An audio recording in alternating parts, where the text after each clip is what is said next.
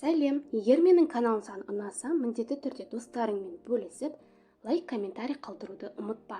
Бүгін 9 сыныптың қайтымды және қайтымсыз химиялық реакциялар, химиялық тепе-теңдік тақырыбына арналған біліміңді тексер тапсырмаларын бірге орындайтын боламыз. Бірінші сұрақ: қайтымды, қайтымсыз реакциялар дегеніне мысалдар келтіріңдер. Бірінші сұрақтың жауабы: химиялық реакциялардың көпшілігі қайтымды болып келеді.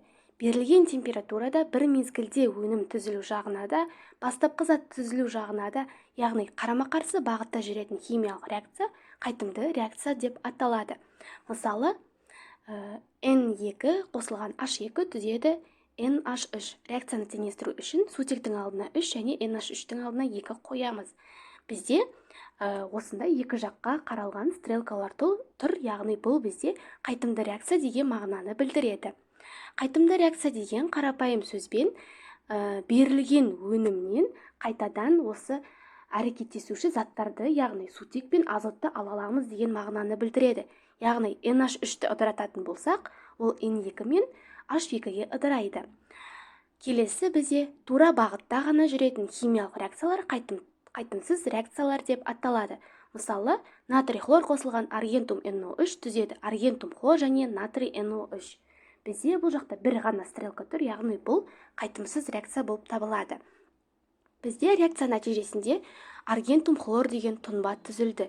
Сіздер білесіздер, тұнбадан біз қайтадан бастапқы реагенттерді ала алмаймыз, сондықтан бұл бізде қайтымсыз реакция болып табылады. Екінші сұрақ: химиялық тепе-теңдік дегеніне түсіндіріңдер. Екінші сұрақтың жауабы: белгілі уақыттан кейін тура және кері химиялық реакциялардың жылдамдықтары өзара теңеседі. Қайтымды процестің мұндай күйі химиялық тепе-теңдік деп аталады.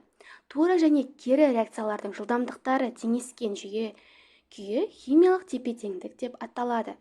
Яғни химиялық тепе-теңдік реакциялардың жылдамдығының теңескен күйі болып табылады. Осымен біліміңді тексер жауаптары аяқталды. Видеоны соңына дейін көргеніңе рахмет. Міндетті түрде достарыңмен бөлісіп, лайк, комментарий қалдыруды ұмытпа.